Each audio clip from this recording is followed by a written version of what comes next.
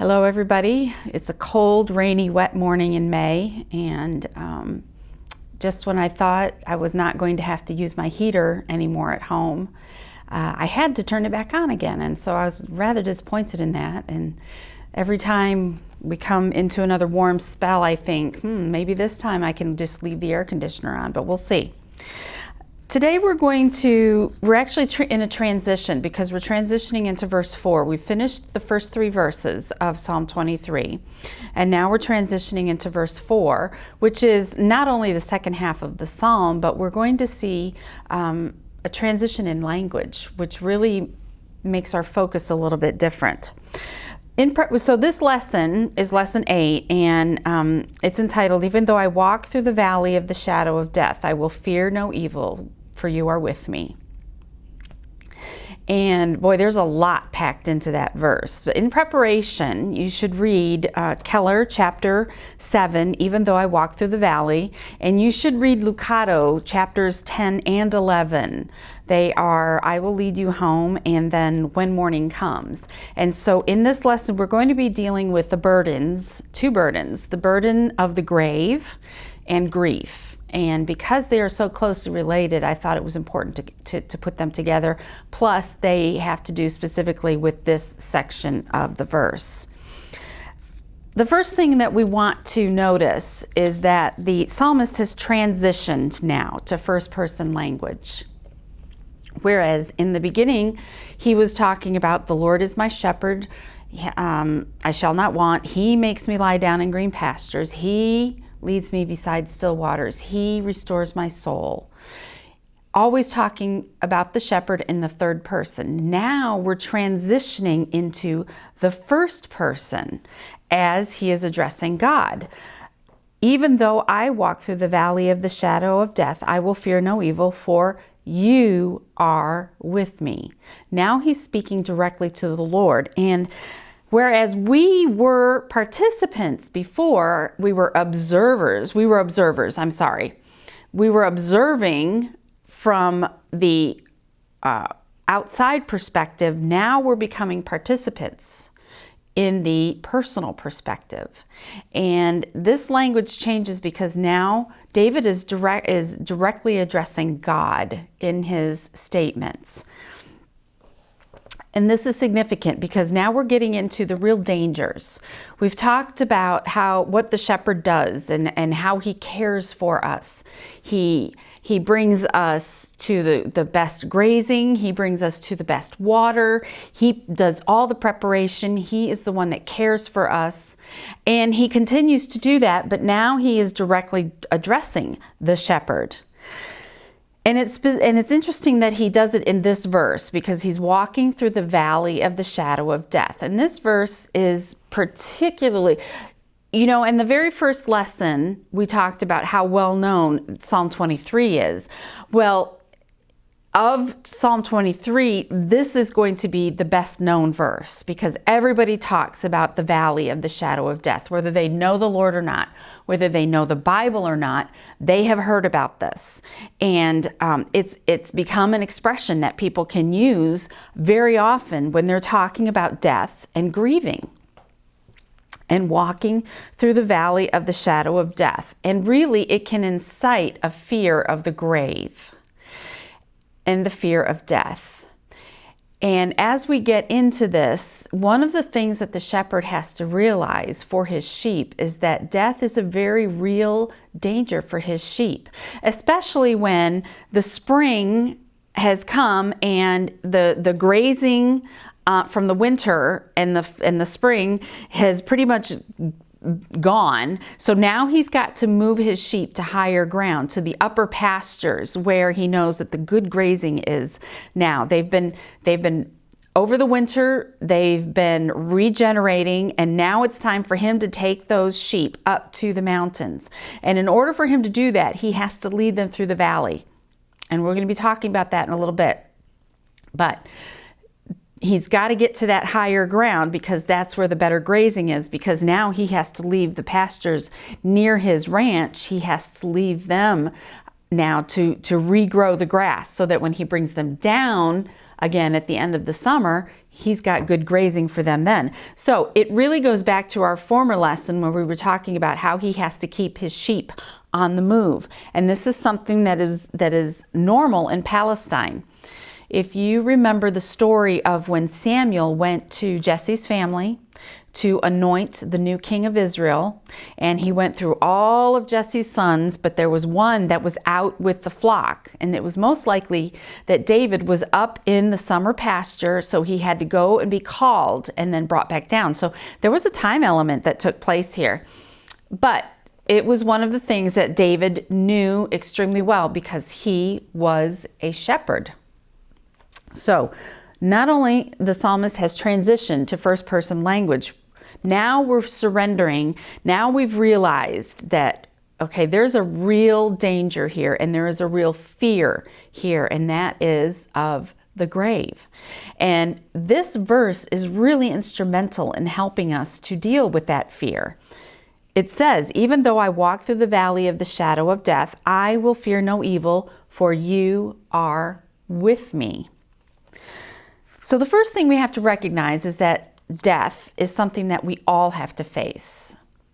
And it sounds kind of cold the way I said it, but the fact is it's there. If you've ever heard an expression, there are two things you can't avoid, and it's death and taxes. That is true. At least, if you avoid taxes, it's because you're doing something illegal, but you cannot escape death. It's just inevitable. It will happen to all of us at some point. And for many, that can just cause a real fear, especially for those who don't know the Lord. Ecclesiastes 7:2 says, it's better to go to the house of mourning than to go to the house of feasting, for this is the end of all mankind, and the living will lay it to heart. When we are faced with the death of somebody, whether it's a loved one or an acquaintance or whatever, you go to that place where they very, very often will have a wake, or they'll have a gathering after the funeral, and people are there, and while they're there, they're usually very quiet and they're very pensive. Conversations are kept very low. There's not a lot of partying unless you're going to an Irish wake, but people are thinking about death, and that's what Solomon is saying in this verse. In that, if you're going to a party, you're not necessarily thinking about death. If you go to a birthday party, especially, you're not thinking about death. You're thinking about that person's birth and the life that they have, which is a good thing. However, when you go to a place of mourning, it really puts into perspective the fact that we all have to die. There's also Psalm 90, which is the one that Moses wrote. So teach us to number our days that we may get a heart of wisdom. This psalm, and specifically this verse, is an alert for us to always be thinking about, okay, the end could come for me anytime. And so I need to be living in wisdom every day of my life as if it were my last. And so there is that reminder that we cannot avoid the grave. We will go to it at some point in our lives, and we all have to face it. How does that help us surrender our fear to it? For some people, it may make it even worse. But the fact is, when you realize that you're going to have to face it, it takes some of that fear away, because you realize it's unavoidable. The other thing is, though, it's a promise and a comfort, and it is the fact that we do not have to face death alone. Jesus said to his disciples in chapter 14 of John, verses 2 and 3, "In my Father's house are many rooms. If it were not so, I would have told you. Would I have told you that I go to prepare a place for you? And if I go and prepare a place for you, I will come again and will take you to myself, that where I am, you also may be." He's saying, okay, we all have to face death, but I am here. I am going right now. I'm going to prepare a place for you. For when you come to die, I can come and get you, and you will be with me. So the fact is, we never face death alone. When my husband passed away, we were in the hospital with him. He was in the ICU, and his family, we were surrounding his bed, and there must have been about 20 or 25 of us in the room. Not only family, but good friends. And we were around his bed at the time that he took his last breaths. And that was a very hard moment, but it was also a very precious moment, because in that moment, not only was Jesus coming to take him and usher him into the presence of the Lord, but he knew that he was surrounded by the people that loved him most, and he was not alone. And I know for him, that meant a lot. That was something, because I knew my husband well. I knew that was something that he would have wanted. He would have wanted to have been surrounded by his family, and he was.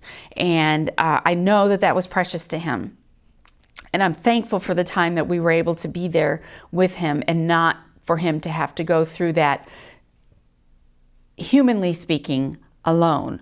But even more so is the comfort to know that the Lord was there with him, waiting to usher him into heaven. One of the tools that I have used very often, and my husband and I used very often in our times of ministry, is this book called As Our Years Increase. It was written by Tim Stafford. It's not in print anymore. If you go on Amazon, you may be able to find a used copy of it. That's what this is. But it's a really useful tool on aging and the phases of aging. And he lists actually 7 days of aging and preparing for death. The first day actually has 2 parts. The first day is called freedom, which is really your retirement. And then the first day continued is also practical matters. You're in retirement, so how does that look for you? Day 2 is beginnings of reflection, where you take the time to think back on your life and what you may or may not have accomplished. Day 3 is losing a spouse. And the fact is, losing a spouse can happen at any point during that time, but usually it's about the 3rd phase that you're going through. Day 4 is role reversal, when you are actually now caring for your elderly parents. And that will happen where your parents are no longer living independently, or they are needing a little bit of help making some important decisions, and so the children are the ones that step in and help them with that. That's kind of a role reversal. You have day 6, which is dependency, where you become reliant on your children. Day 5 was dependency. Day 6 is saying goodbye, preparing yourself for death. And then day 7 is the Sabbath, and that is the day of rest, when you actually pass away and you come into the presence of the Lord. So if you get a chance, pick up this book on Amazon. It's a really good tool to help you, and it doesn't matter what age you are, whether you're young or old. It helps you to really navigate during that time of retirement through death, because many people find themselves a little bit lost. But it also helps you prepare for that, and you are able to make arrangements if it's necessary. So death is inevitable. We are all going to face it, and it's most likely going to be through a valley, and it's why it's called the Valley of the Shadow of Death. So before we go further, I want to cut to a quick video that I took with one of my kids. We took a little trip up the mountains, and we wanted to take a look down into the valley and just see some of the things that that you would see in the valleys of life, because there are reasons for the valley, and there are reasons that the shepherd leads the sheep through the valley. So take a minute, watch this video, and then we'll be back with the lesson. Okay, we are off on an adventure. I have my partners in crime with me, and we'll be taking a little trip. We'll be taking a little trip through the valley and up the mountains in Virginia. So come along, put your seatbelt on, and airbags are all engaged. So let's go. Okay, so we're making our way up to the higher ground that I mentioned. And as I will be mentioning in the video back into the lesson. So as we're going, the shepherd always takes his sheep up the gentlest grade, and so if the camera wants to turn,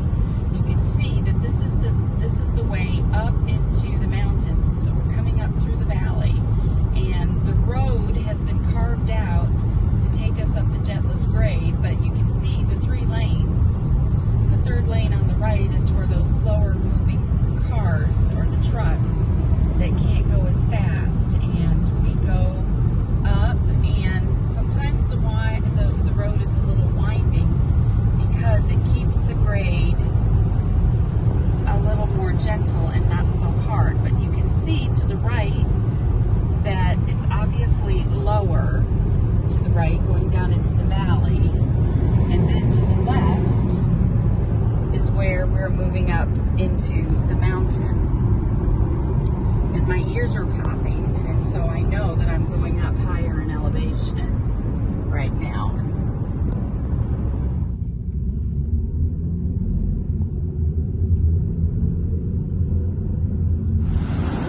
All right, so I've come down to the bottom of the valley to the river, and I'm actually at the New River State Park up here in Virginia, and it's a really nice place. The river is very high because of the rains we've had the last several days.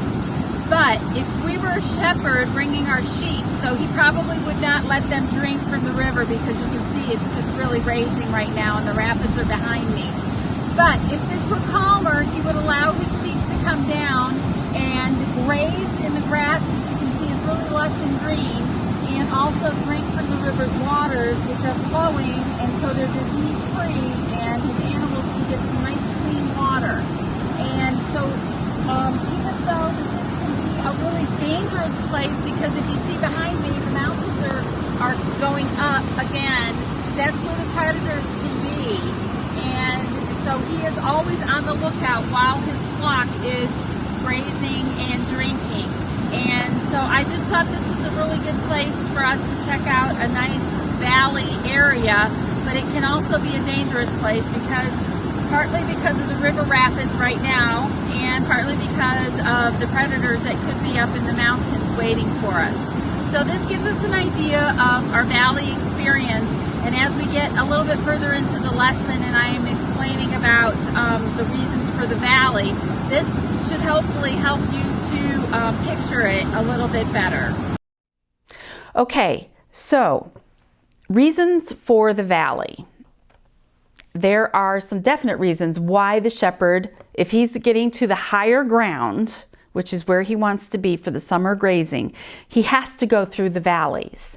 And there are reasons that he has to go through the valleys. And the first reason is it's the easiest and the gentlest grade, or the gentlest way to get to the higher ground. If you have ever been over the Rockies, or if you, like you saw in the video as we were driving up the mountain, okay, you would have seen that the road was meant to be on a gentle grade, and sometimes it's windy because we're finding the best way to go without it being too steep of a climb. And that's what Keller's referring to. You go through the valley because the path is well known. He never takes his flock to a place that he doesn't know the pathway or where they're going to. And so it's the gentlest and the easiest way to get there. So even though it's going to be a little bit difficult and there will be a climb, he takes them on a route, and it's usually through a valley that has a slow, gentle climb and very often windy that they have to go up. But it's the best way for the flock to get there without them hurting themselves. Remember, we talked about the sheep being cast. We don't want that to happen. We don't want them to have to climb steep cliffs. Sheep are not like goats. Goats do like to climb mountains and they jump from ledge to ledge, but sheep are not that way, and you have to be careful with them as you're leading them up to the higher pasture. And as I was looking through the Psalms again, I found some Psalms that also deal with the valleys besides Psalm 23. In Psalm 104, verse 8, it says, "The mountains rose, the valleys sank down to the place that you appointed for them." So, you see this in creation, and also probably results of the flood where mountains were formed. And so these mountains jutted out, and so it leaves the valleys down below. And so with the grazing on top, because many mountains have plateaus, then to get up there is can be quite a climb. I remember when we were in Brazil and we were going from our city, which was Petrolina, and we wanted to go to the other city of Juazeiro do Norte. One of the places that we had to go was over the mountain, and it was actually more like a mesa in that it had a flat top.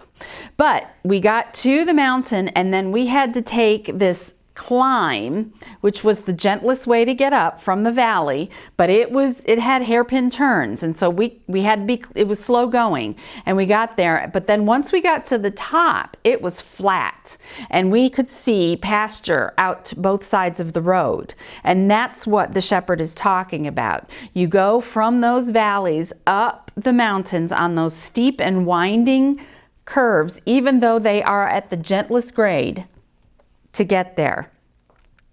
But there's a second reason for the valley, and that is that it's the well-watered route. If you just think about gravity, any water that's on the top of the mountain is going to go down to the bottom of the valley. It's just the way it is because of gravity. If you've ever seen the Grand Canyon, the Colorado River goes right through it. Every drop of water that goes into the canyon eventually ends up in that river because it's down at the bottom. That's where the best water is, because it's been filtered, because it's clean and it's running water. There are very often springs coming right out of the sides of the mountain that lead down into those little brooks and running rivers. And running water is usually cleaner water, and so that's the type of water that he wants his sheep to have. And so most likely he's going to find good water in the valley because it will be constantly running. It will be constantly running off. And so he will always be sure to have plenty of water for his sheep. Also in Psalm 104, verse 10, the psalmist says, "You make springs gush forth in the valleys. They flow between the hills." And it's a beautiful picture there of the waters coming down from the sides of the hill into the valley, and then they run along these streams. And that's the best water for the sheep. The third reason is it's also where the richest feed and the best forage is to be found. And that's kind of a logical conclusion as well. If the water is coming down, then any vegetation that's growing down there is going to be well watered as well. So it's going to be really rich and green and give the sheep every bit of nutrition that they are going to need on the way, because they do have to eat along the way. It's not a one-day trip. It's not just a half day's trip where they go through the valley and up the mountain, and when they get to the top, that's when they can eat and drink. No, it takes them several days to get to this higher ground where they need to go. And so they need to be able to eat and drink along the way. And so the reason for the valley is to take them through this route, because there's plenty of water and there's plenty of food for them, and the climb is not going to be so deep. However, we have to remember that even though the valley is the best way to go, it's also very dangerous. If you've ever watched the old westerns where the cowboys or the wagon trains are going through the valley, and then the Indians come and they're up on top because they had the vantage point up on top, and the people that were going through the valley were very vulnerable. It's the same with the sheep. When the sheep are going through the valley, they are in a certain amount of danger, and the shepherd has to be there and he has to be aware. What are some of the dangers that they face? Well, first of all is predators. You know that coyotes and bears and wolves and cougars, they are always going to be on the prowl, and they know where the animals will be walking through. And if the shepherd is taking those animals through every year through that same valley, then those predators are also going to know, and they're going to be there and waiting. So predators are always a danger. Whether they're up on the mountain, whether they're going through the valley, whether they're down at the ranch, they are a danger. Another danger is weather. In many places, and here we go with the Rockies again. If you have ever been across the Rockies, and the few times that I have been, I have hit a snowstorm. Now, I've been going over in October a few times, and so hitting a snowstorm to me at that time was not that unusual, but I'm talking about a storm where the wind is driving and the snow is coming down and the trucks are stopping and putting chains on their tires so that they can get over the mountain. And I was just always really, really nervous going over the mountain. And I grew up in snow country, so I'm no stranger to driving in the snow. Living in Michigan and then in Western New York for many, many years, I know how to drive in the snow. But going over those mountains with that driving snow, and you only have either up or down to go, and all you see on either side of you is cliffs, it's a little unnerving. And those storms can whip up pretty quickly. And even though I was there in October and it wasn't that unusual, it's also not unusual for it to snow in the Rockies in July. And so anytime you cross the Rockies is going to be a bit of a risk. You may hit snow, you may hit a storm of some sort, and with the storms and snow, you have the risk of flash flooding, which is even more dangerous. And when you have a lot of rain coming through, and especially in areas that tend to be more dry, like Colorado, it's definitely going to be even hairier, because when the ground is so dry, it doesn't get, the rain doesn't saturate into the ground because it's almost like concrete. And so what happens? The water doesn't have anywhere, it doesn't soak in. And so it just starts running, and it goes very quickly. And so flash flooding is a real danger, especially for the sheep. And then you've also got other natural disasters that can happen. There are rock slides, mudslides, avalanches from the snow. All of these things can happen. And so there are some really real dangers. But even so, the shepherd leads the flock through that valley because it's the best way to get to the higher ground where the best grazing is. Keller mentioned in the book, our shepherd knows all of this when he leads us through the valleys. He knows where we can find strength and sustenance and gentle grazing despite every threat of disaster about us.